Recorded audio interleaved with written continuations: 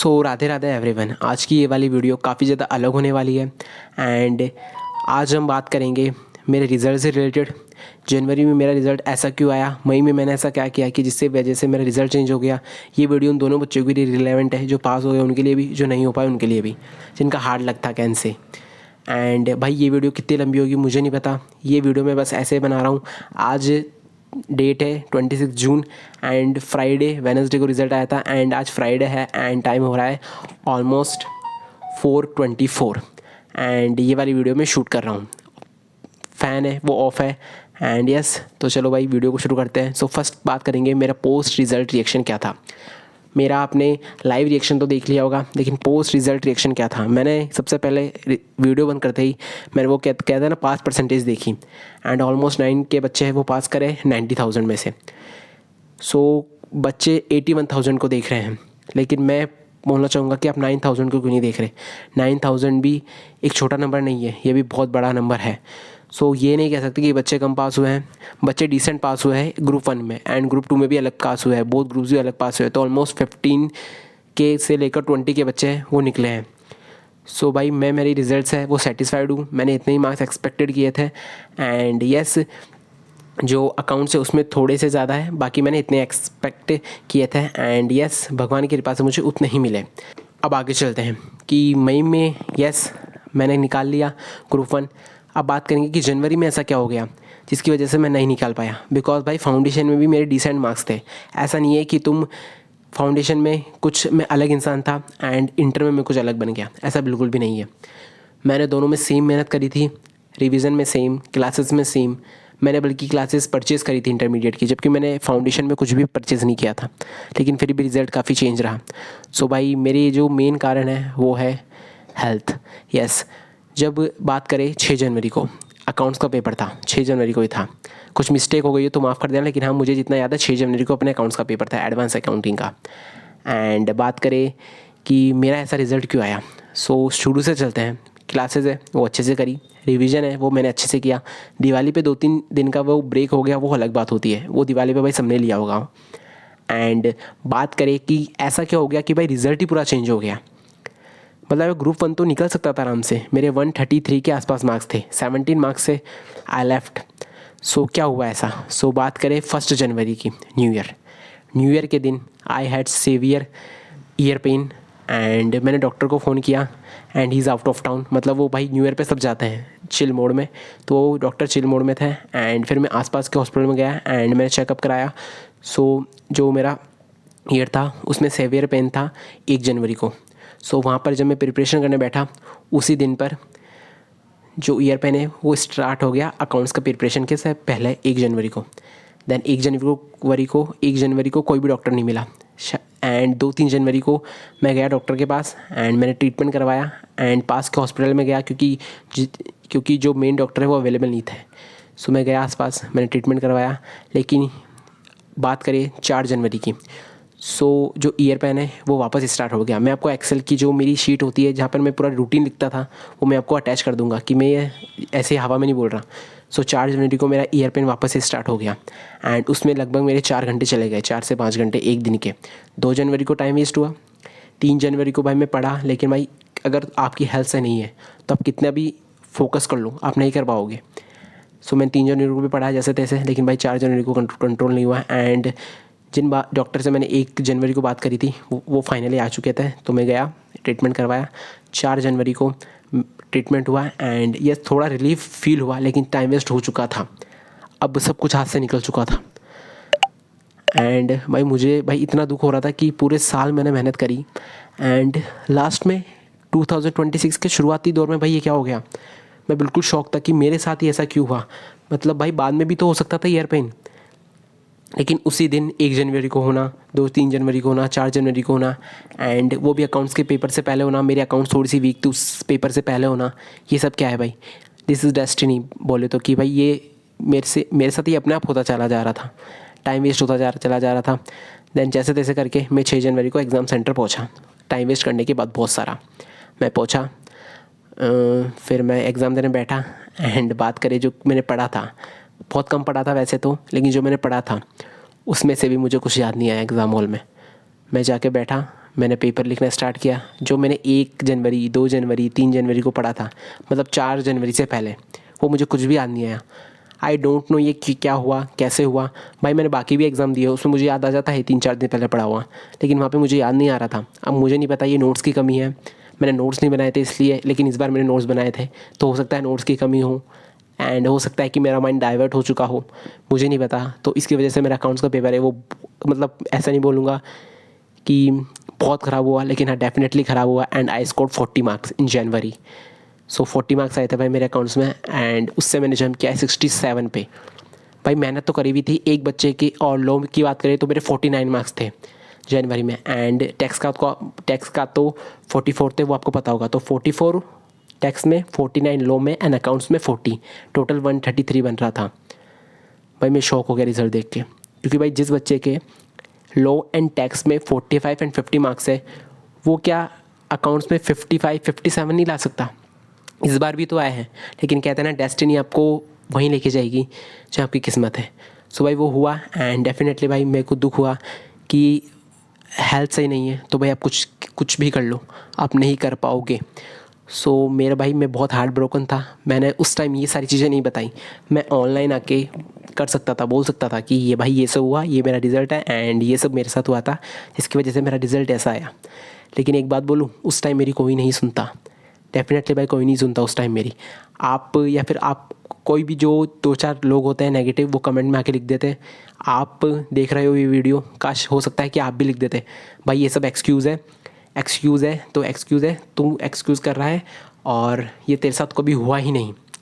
लेकिन अब मैं ये बता रहा हूँ क्योंकि भाई मैंने मेहनत करी, मैंने पहले जो अपना रिज़ल्ट है उसको सिक्योर किया, एंड अब मैं आपको आके बता रहा हूँ कि ये सब मेरे साथ हो चुका था जनवरी में ही। एंड फिर बाकी मैंने लॉ का दिया, टैक्स का दिया एग्ज़ाम, उस टाइम जो रिलीफ था वो हो गया था। बात करें कि कॉस्टिंग के पेपर के बाद जब ऑडिट का एग्ज़ाम है वो पोस्टपोन हुआ था, एफएमएसएम के लिए मैंने प्रिपरेशन स्टार्ट करी थी, लेकिन हाँ वही करा मैंने जो सारे बच्चे करते हैं, मैंने ऑडिट की भी प्रिपरेशन करी थी, एंड ऑडिट का पेपर है वो फिर से पोस्टपोन हो गया। एंड बात करें एफएमएसएम के पेपर से पहले भी मेरी तबीयत ख़राब हो गई। मेरा जो है वो फीवर वो शायद 101 डिग्री सेल्सियस पे था। सो ये सब हुआ मेरे साथ, जिसकी वजह से जनवरी है वो थोड़ा सा भाई, मतलब पूरा महीना है वो भाई बेकार से चला गया। एग्ज़ाम में जैसे जैसे करके आया, एंड मैं आपको स्कोर मैंने आपको बता दिया ग्रुप 1 का, एंड ग्रुप 2 का भी इसके आसपास था। सो ये सब हुआ था मेरे साथ, जिसकी वजह से मैं जनवरी है वो थोड़ा सा क्लियर नहीं कर पाया।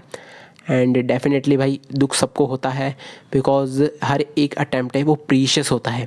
सो भाई मैंने इससे एक सीख ले ली कि आपको सुख और दुख में दोनों समान रहना चाहिए। आपको ज़्यादा उछलना नहीं चाहिए, ज़्यादा दुख नहीं मनाना चाहिए, ज़्यादा सुख नहीं मनाना चाहिए। You have to be calm in every situation, भले वो कोई सी भी सिचुएशन हो आपकी लाइफ की। एंड हो सकता है कि मैंने इसको फेस किया मेरे लाइफ में पहली बार, फेलियर। सो भाई उसका दुख अलग ही होता है, एंड यस ओवरकम किया, एंड आज भाई तभी जाके थोड़ा सा मैं आगे बढ़ पाया हूँ।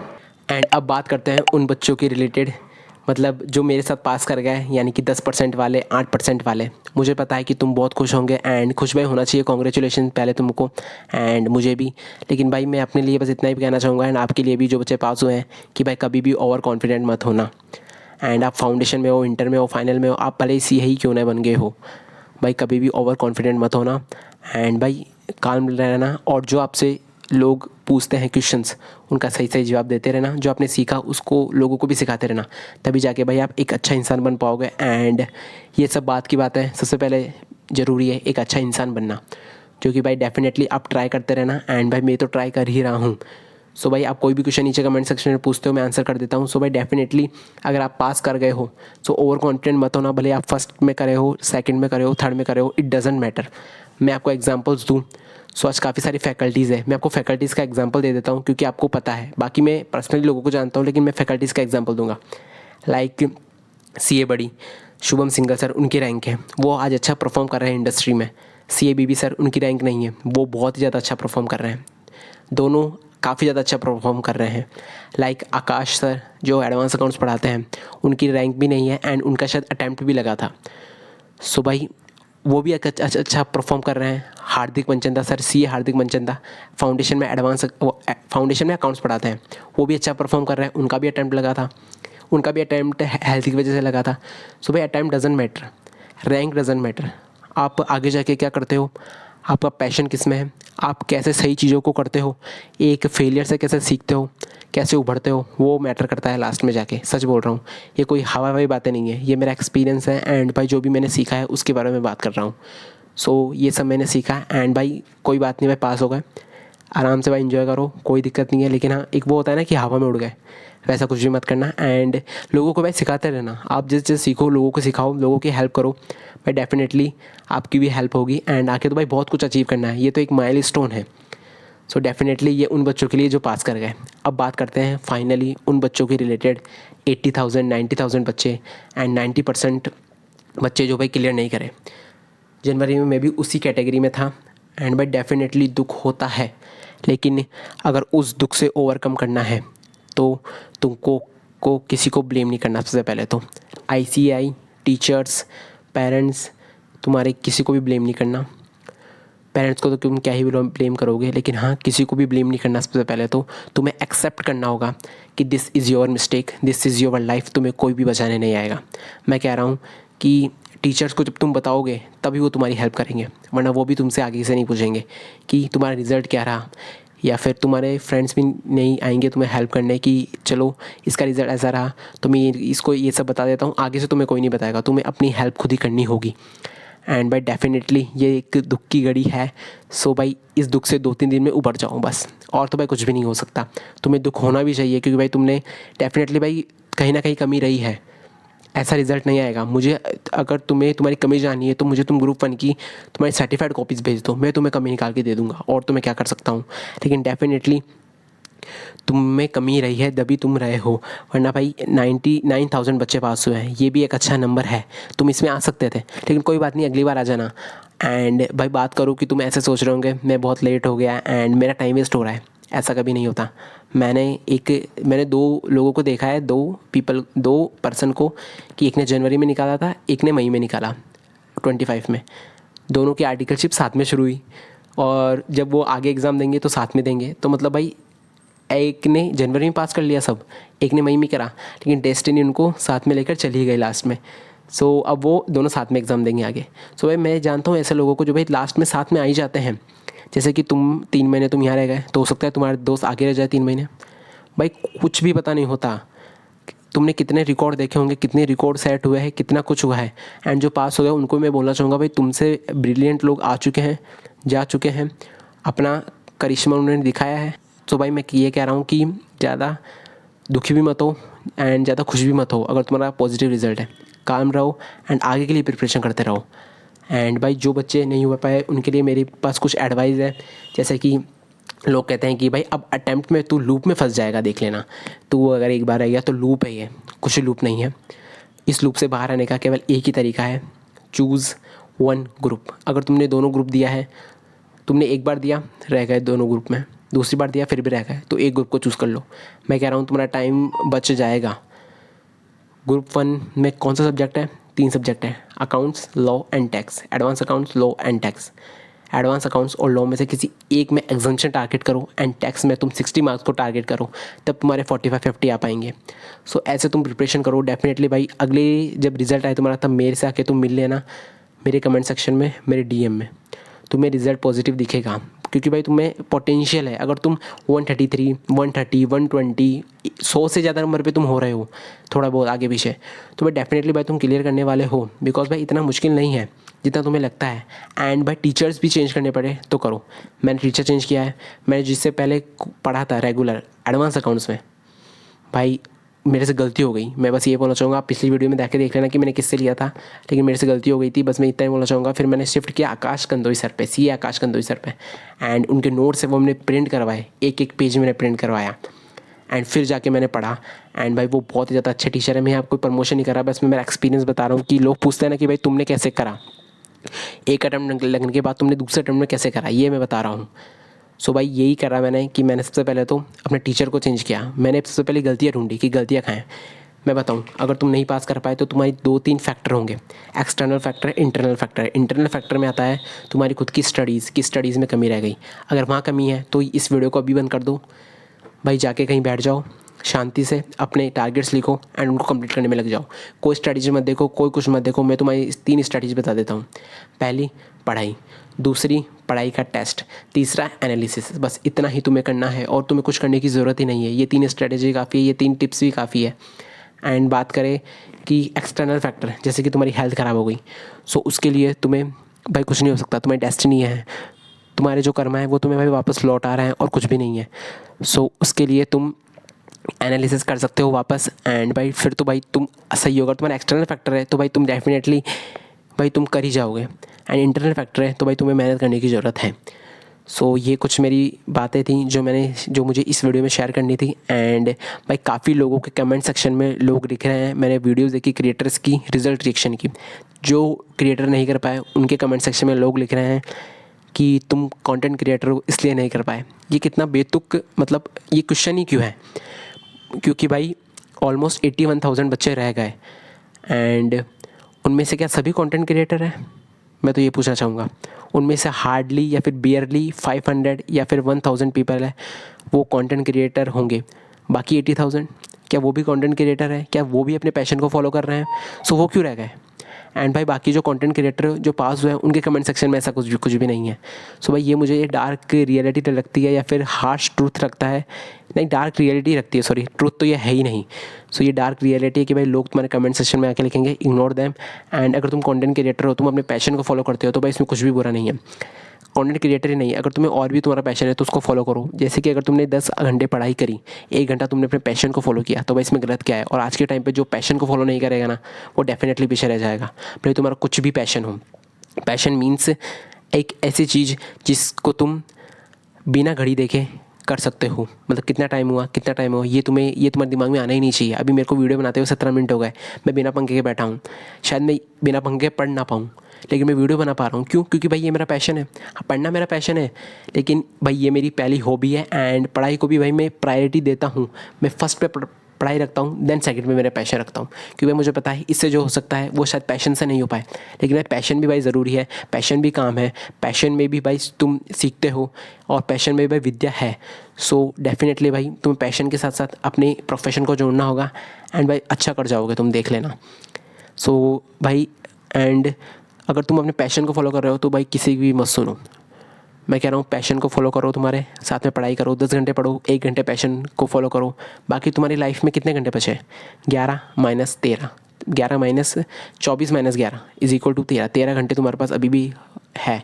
7 घंटे तुमने सो लिए था, 7 घंटे 2 घंटे तुमने मेडिटेशन कर ली, स्पिरिचुअल ही तुम रह लिए, तुम मंदिर चले गए। फिर भी भाई तुम्हारे पास कितने आवर बचते हैं? 4 से 5 घंटे तुम्हारे पास बच जाएंगे। सो भाई इसको तुम अच्छे से यूटिलाइज़ कर सकते हो काम में। एंड भाई डेफिनेटली भाई 11-12 घंटे तो तुम निकाल ही सकते हो पढ़ाई एंड पैशन के लिए, और तुम्हें निकालने पड़ेंगे। टाइम किसी के पास नहीं है, बस निकालना पड़ता है अपन को हर चीज़ के लिए। एंड भाई ये वाली वीडियो बहुत ज़्यादा लंबी हो गई है, मैं कुछ ऐसे ही बात करने आया था। एंड भाई लास्ट में बस इतना ही बोलूँ कि तुम्हारे रिजल्ट से किसी को फ़र्क नहीं पड़ने वाला है। तुम पास हुए हो, नहीं फ़र्क पड़ेगा। तुम अगर हार्ड लगे तुम्हारा तो भी भाई तुम्हें किसी को कुछ फ़र्क नहीं पड़ने वाला। तुम्हें अपना रिज़ल्ट खुद ही डिसाइड करना होगा। एंड भाई कमेंट सेक्शन में तुम्हारी प्रॉब्लम्स लिख देना, मैं डेफिनेटली रिप्लाई करूँगा। एंड एकेडमिक प्रॉब्लम में लिख देना कि इस सब्जेक्ट में मुझे ये दिक्कत है तो मुझे क्या करना चाहिए। भाई डेफिनेटली मैं आपकी हेल्प करने की कोशिश करूँगा। एंड बात करें कि बोथ ग्रुप्स की मैंने बता दी, भाई सिंगल ग्रुप पर शिफ्ट हो जाओ, अभी भी टाइम है। अगर तुम्हारा नहीं हो पा रहा है तो सिंगल ग्रुप दो एंड 3 सब्जेक्ट में एस करने की कोशिश करो, 60+, जब जाके भाई तुम्हारे मतलब अच्छे नंबर आ पाएंगे। एंड बस इतना ही बोलना चाहूँगा आज की वीडियो में। एंड भाई किसी को ब्लेम करने से कुछ नहीं होने वाला। जैसे कि CA BB सर बोलते हैं, यू आर द मेकर और breaker, you are the only who is maker और ब्रेकर ऑफ योर लाइफ। तुम अपनी लाइफ के खुद ही मेकर हो और खुद ही ब्रेकर हो। So this is a kind of a video, 20 minutes की वीडियो हो गई लगभग। सो बस मैं इतने बोलना चाहूँगा, peace out, Radhe Radhe, and मिलते हैं अगली वीडियो में। Bye bye.